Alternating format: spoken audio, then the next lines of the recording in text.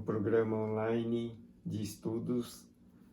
Hoje vamos estudar o livro Indulgência, de Chico Xavier, orientado pelo Espírito Emmanuel, capítulo 13, Justiça e Amor. Enquanto alimentamos o mal em nossos pensamentos, palavras e ações, estamos sob o choque de retorno das nossas próprias criações dentro da vida. As dores que recebemos são a colheita dos espinhos que arremessamos. Então veja que enquanto alimentamos o mal em nossos pensamentos, palavras e ações, estamos nos submetendo à lei de causa e efeito. Vamos ter que nos defrontarmos com o choque do retorno. Então, infalivelmente, ou agora, ou dentro do decorrer dos tempos, nós teremos que passar pelas mesmas circunstâncias compatíveis com as vibrações dos pensamentos, palavras e ações. Portanto, todos os momentos da nossa vida, o que podemos é alimentar pensamentos do bem, abençoando as pessoas, pensamentos positivos, alegres, cheios de esperança, de fé, de harmonia, de alegria. Assim, vamos ter sim o retorno de coisas boas, positivas, que vão nos proporcionar ainda mais alegria e progresso. Então, as dores que arremessamos, nós vamos receber como colheita. Isso é uma lei soberana que infalivelmente vai nos colher. Portanto, vamos fazer com que em todos os momentos tenhamos boas ações, pensando no bem, abençoando as pessoas alegremente, mantendo a esperança, não pensando nas coisas negativas, prejudiciais, de fracasso, de sofrimento, de dor, nem de rancor. Agora ou amanhã recolheremos sempre o fruto vivo de nossa semeadura. Então, agora ou amanhã. Então, a lei do retorno nos colhe quando estivermos em condições de usufruir do benefício do retorno. Senão, mesmo que tenhamos a colheita, se não percebemos ou não tivermos condições de refletir sobre o que estivermos colhendo, de nada vai adiantar a lição. Por isso, a misericórdia divina, a providência de Deus, muito sábia, faz com que somente quando estivermos em condição de refletir sobre as dores e sofrimentos, é que vamos passar por isso. Assim, o aprendizado, a lição, vai ser mais marcante e proveitosa para a nossa alma. Então, agora ou amanhã, recolheremos sempre os frutos vivos de nossa semeadura.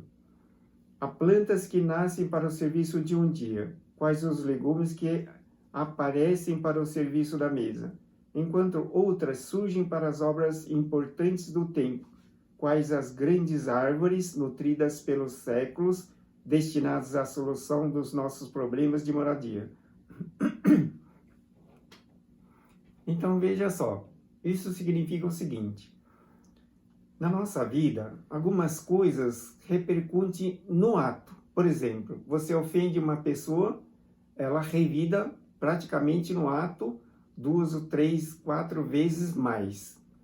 Então são como plantas que nascem para o serviço de um dia, né? Enquanto outros que correspondem às grandes árvores que demoram tempos para poderem ser aproveitadas adequadamente para a solução dos nossos planos de moradia, são também atos e atitudes que realizamos em prejuízo de outros, mas que demoram talvez até séculos para o retorno, não é? Quando estivermos em condições espirituais, mentais, de compreendermos adequadamente a lição, aí nós vamos ter o retorno. Por exemplo, muita gente passa por uma situação de câncer e diz, não é, que Deus é injusto, faz adoecer uma pessoa tão boa, ou então ela repentinamente acaba sucumbindo, passando para o mundo espiritual. Porém, a doença, câncer, aparece no momento em que a pessoa já estiver em condições espirituais ou mentais de compreender que se trata somente de um caso de justiça. Pelo amor de Deus, é que está havendo aquele caso de câncer, que é a lei do retorno. O câncer é a somatória de todas as maldades realizadas em prejuízo do próximo. Então, todo aquele que praticar a maldade, em algum tempo futuro, vai receber alguma coisa denominada câncer. Então, aparentemente, o câncer é provocado, às vezes, pela má alimentação, por algum produto inadequado, um comportamento diferente das pessoas. E aí, repentinamente, pode acontecer o câncer, estresse, como diz muita gente. Mas, no fundo, a verdade é que o câncer é o retorno das maldades praticadas em prejuízo do próximo, em algum momento. Também praticamos atos cujos reflexos nos atingem de imediato. Imobilizamos outros cujos efeitos nos alcançarão no campo do grande futuro. Então, os efeitos que aparecem quase que imediatamente são aquelas coisas mais fáceis que você vai compreender no ato. Você ofendeu uma pessoa, praticou um prejuízo e vai receber o insulto, o revide ou a cobrança no ato, não é? Enquanto que outras situações, por exemplo, um homicídio, um roubo, né, praticado, pode ser que o roubo seja levado à justiça e vai ter que ter uma permanência forçada na pensão do Estado. Ou o homicídio, da mesma maneira, se for identificado e julgado, vai permanecer recluso na pensão do Estado. Porém, isso não quer dizer que a dívida fora quitada, for apenas momentaneamente levada em conta na justiça dos homens, mas na justiça espiritual, mental, essas coisas, roubo e homicídio, ficaram para o futuro.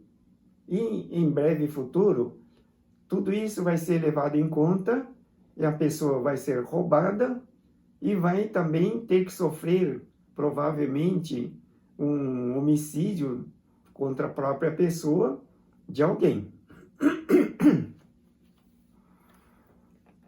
Aí vai ter a devida quitação. Contudo, isso leva à constituição de um ciclo vicioso, porque se alguém te roubou, ela também incorrerá nos mesmos efeitos da lei de causa e efeito futuramente.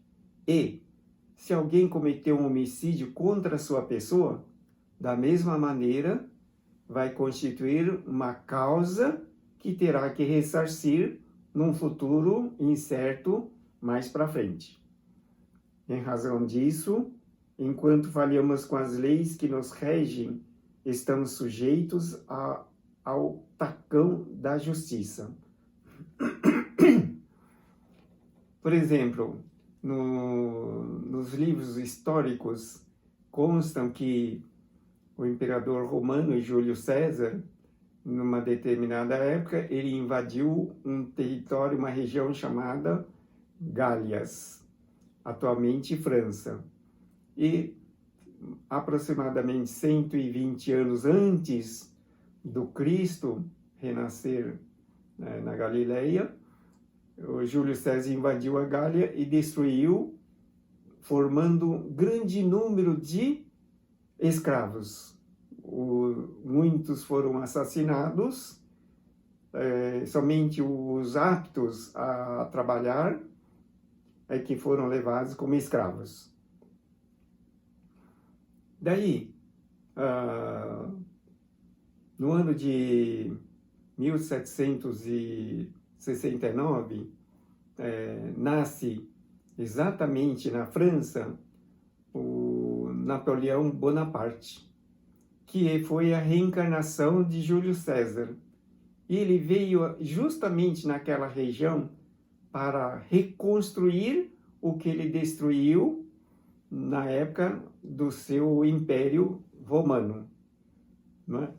Porém, Napoleão Bonaparte, ele extrapolou o que deveria fazer, entrando na situação egoística dos homens, de uma forma a querer ampliar o território francês e invadindo outros países. Isso fez com que a situação do mundo espiritual se complicasse, porque ele não cumpriu o que ele veio fazer. Cumpriu em parte, mas em outra parte ele acabou se prejudicando. Por isso a falta para com a lei que nos rege, ela sempre será cumprida com a justiça, não é? Só o amor é bastante firme para libertar-nos do cativeiro de nossos delitos, não é? Então, seguramente, tudo o que fizermos ao próximo, a justiça divina nos coordena, nos controla, para que possamos ressarcir devidamente, porque se não fosse isso, jamais teríamos oportunidade de avançar no caminho do progresso espiritual. Então, só amor é bastante forte para libertar-nos do cativeiro de nossos delitos. Uma determinada época, numa época antiga,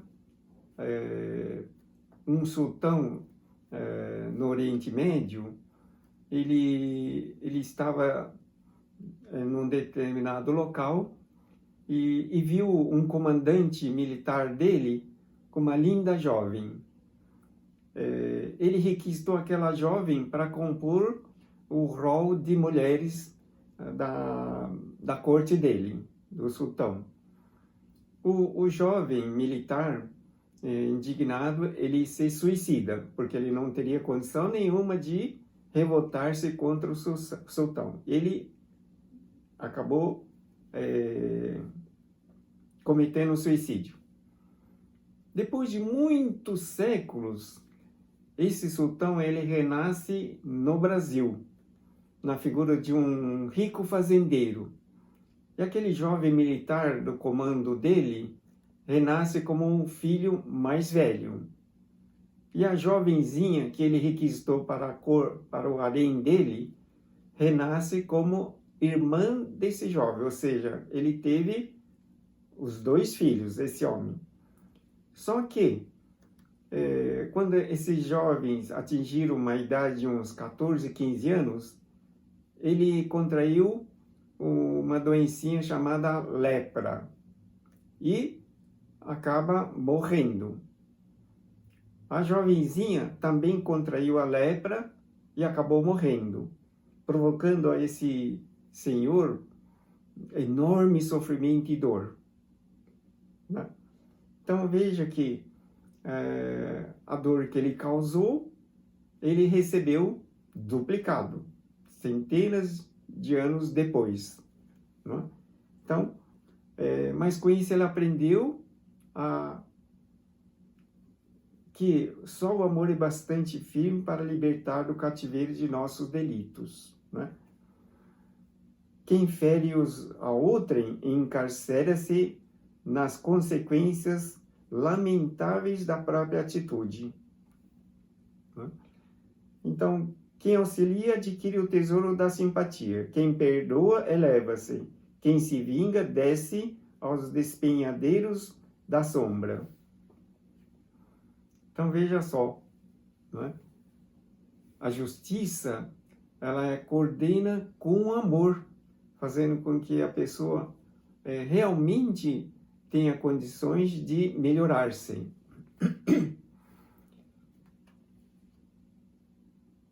Tudo é fácil para aquele que cultiva a verdadeira fraternidade, porque o amor pensa, fala e age, estabelecendo o caminho em que se arrojará, livre e feliz, a alegria da vida eterna. Então, veja só, aquele que cultiva a verdadeira fraternidade, porque o amor pensa, fala, age, estabelecendo o caminho que se arrojará para a alegria da vida eterna. Não é? É isso que nós devemos fazer. Nesse momento, devemos ser solidários, fraternos.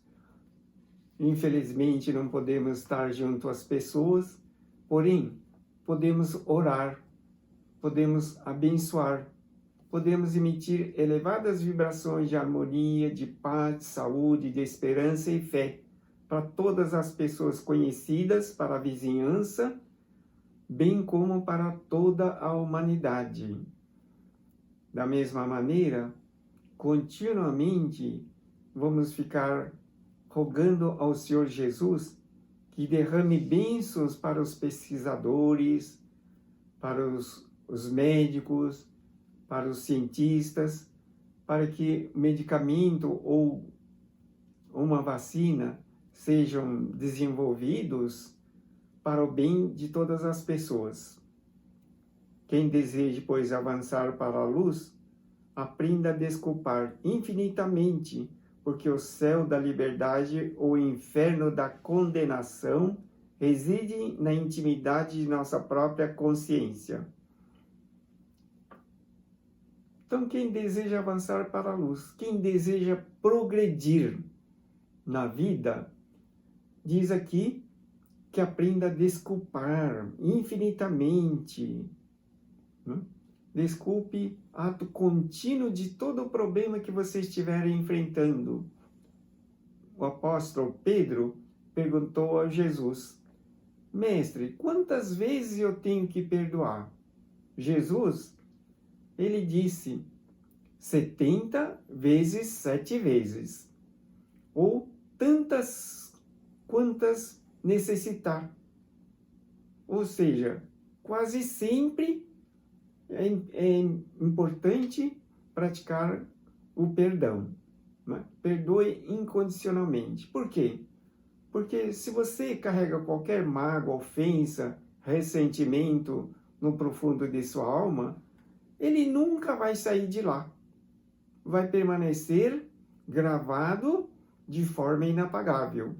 E sempre vai constituir forças para conduzir a uma situação sombria, pesarosa, bem como atração de entidades ou espíritos na mesma frequência, ou seja, semelhantes.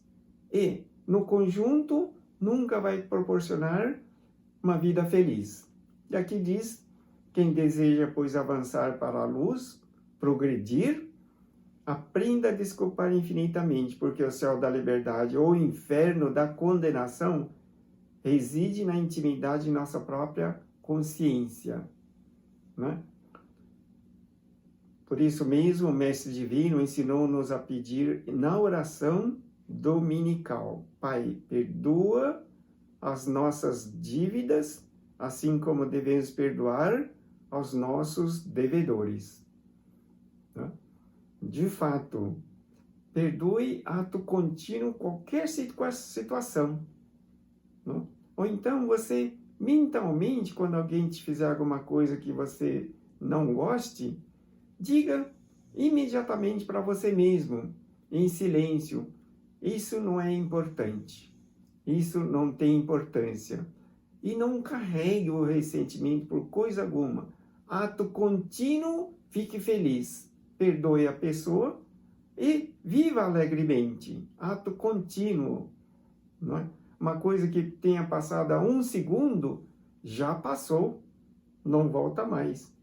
Você não precisa ficar carregando, a não ser que seja uma coisa boa, tudo que é bom, tudo que é coisa boa, você carregue na sua alma. Enquanto que as coisas negativas, deixe para lá. Não carregue de jeito nenhum. Diga, isso não é importante. Ou então, faça a oração de perdão, ato contínuo, e não carregue. Você já viu uma criança? Uma criança, você ralha com ela, ela chora, esperneia. Ato contínuo, você demonstre um agrado para ela, ela já fica contente, sorrindo alegremente, brincando. Não é? Então veja que Jesus disse, deixar vir a mim as criancinhas, porque delas é o reino dos céus. Portanto, você também, ato contínuo a qualquer circunstância, deseja avançar para a luz, perdoando infinitamente. É uma palavra, assim, bastante ampla, infinitamente. Perdoe sempre. Queira bem todas as pessoas. Não as julgue, não fique julgando. Porque na mesma medida que você julgar, você terá que colher o resultado da sua semeadura. Ou seja, você também será julgado. Pai, perdoa as nossas dívidas. Você não faz essa oração todos os dias? Pelo fato de você fazer essa oração todos os dias, é preciso colocar em prática. Não é apenas a oração. É preciso refletir profundamente e colocar em prática. Portanto, avançar para a luz, humilde e reconhecer as falhas e pedir perdão. Sempre peça perdão para suas falhas. A justiça é soberana. E o amor de Deus é universal e eterno. Portanto, viva alegre e feliz, não carregue nenhuma coisa negativa e perdoe constantemente todas as pessoas. Obrigado pela sua atenção. Deus abençoe sempre.